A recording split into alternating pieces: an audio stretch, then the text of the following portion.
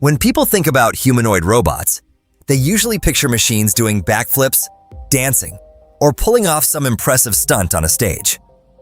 Apollo 2 isn't trying to win that competition. It's being built for something much less glamorous, but a whole lot more important: actual work. That's what makes Apptronik's approach stand out. Rather than chasing viral demo videos, the company is putting its robots into environments that look like real workplaces. They're moving boxes, organizing materials, transporting equipment, and repeating those jobs over and over again.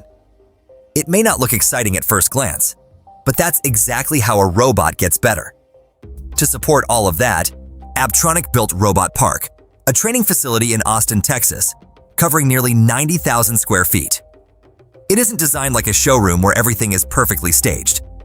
It's set up so Apollo 2 can gain experience in the kinds of situations it will eventually face in warehouses, factories, and distribution centers. Apollo 2 also comes in two versions, and each has a different purpose. One walks on two legs, making it suitable for spaces originally built for people. The other uses a wheeled base, which fits more naturally into many industrial settings while working within existing safety standards. Different designs, same goal. The interesting part is how these robots improve over time. Sometimes they're operated remotely by people. Other times, they perform tasks on their own. Apptronik also uses high-fidelity simulations to expose the robots to even more situations.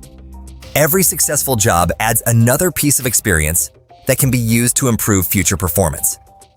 There's another reason this project is drawing attention.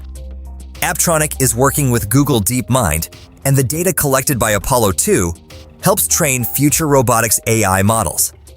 Every lift, every delivery, every completed task contributes to making future systems more capable. That's a very different strategy from simply building a robot that looks impressive for a few minutes on stage. The companies that end up leading this industry probably won't be the ones with the most viral demonstrations.